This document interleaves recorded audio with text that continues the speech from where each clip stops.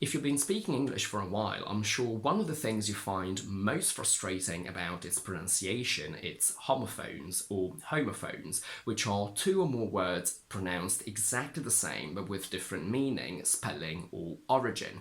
I must be one of the very few human beings on the planet that find homophones fascinating because they show us how our brain goes far beyond spelling and how the concept of writing is not only flawed but also slow and secondary to the immediacy of pronunciation. This is Sam and welcome to Inglogic. Let's take one of the words I've just used. I've said that the concept of writing is flawed, which means imperfect with flaws.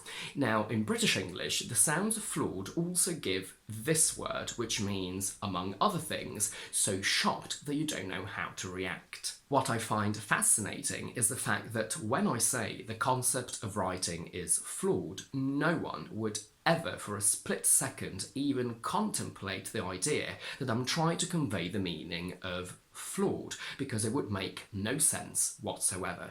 Although they're pronounced exactly the same, based on the context of what I'm saying, it's common understanding that I'm using the meaning of flawed. In this case, although my brain knows of the existence of flawed, it doesn't even contemplate that as an option because it doesn't fit into what's happening. My brain doesn't stop to think, oh, these sounds also spell flawed, so which one are we talking about?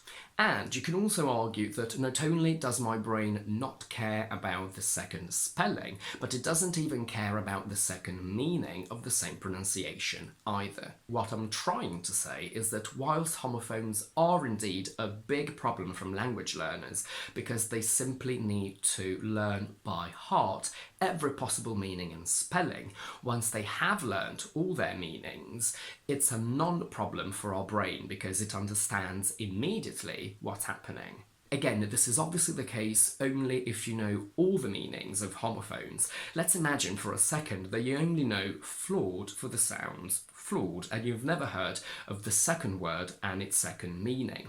So if I say that the concept of writing is flawed, you understand it with the wrong spelling and therefore meaning. So now your brain is trying to combine two concepts that make no sense together, and that is a problem, I'll admit that.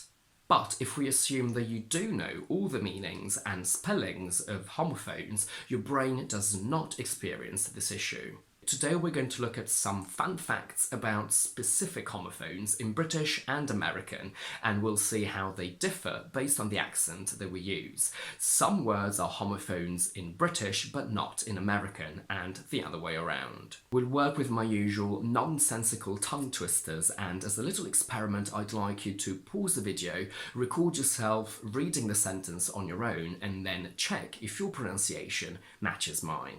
We'll start with British, and this is the sentence I'd like you to read. The cat's paws pause when we pose, and it pours water into its paws. Now I'll read it slower, and we get the cat's paws pause when we pose, and it pours water into its paws. How many words sound the same? We have 4 here that sound like pause. Careful with the word pose because it has a diphthong O rather than a long single sound, and I have a whole video about the difference between these sounds over here.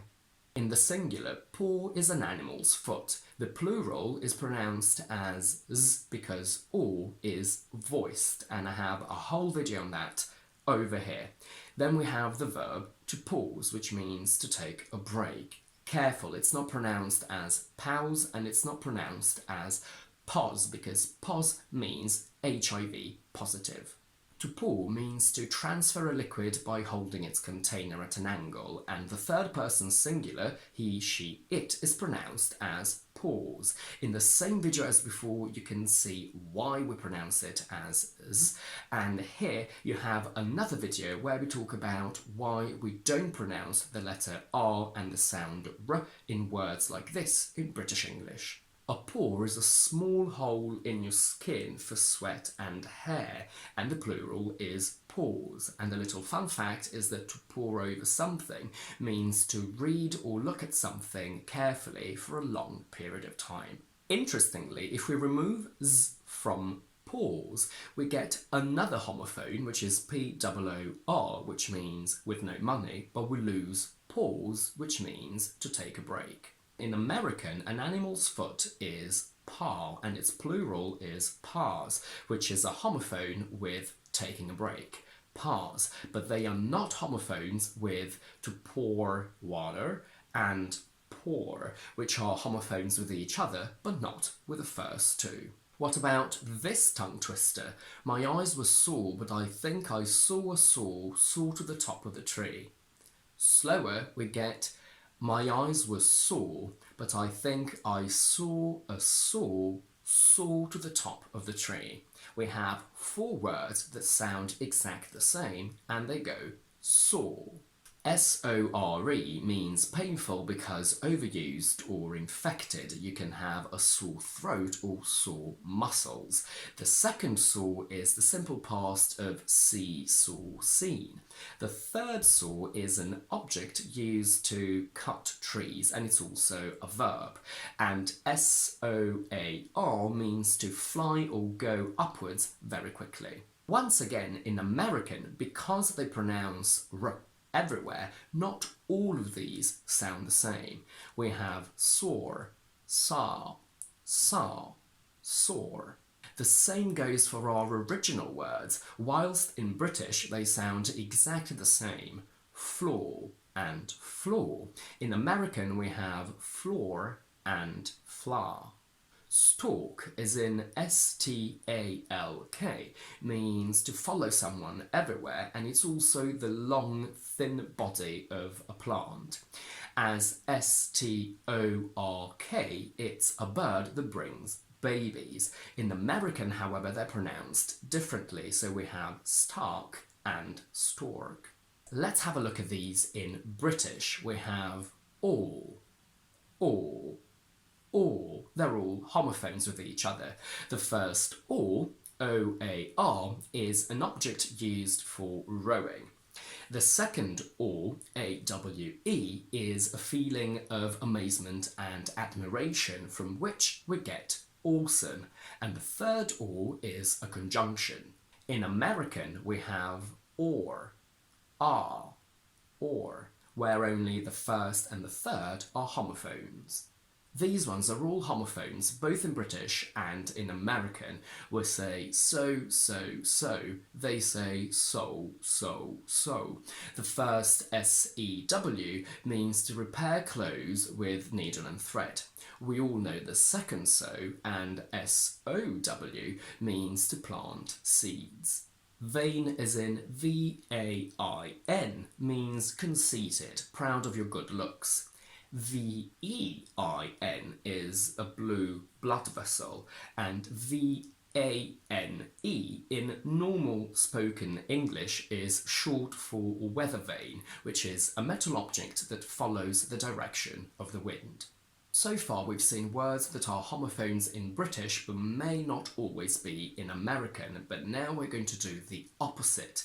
I'm not a full-on expert in American, and I know that there are different variations of how these following words are pronounced, but from what I can tell, the majority of people and what is considered standard American pronounce all of these words all the same, but different regions and accents will deviate from that.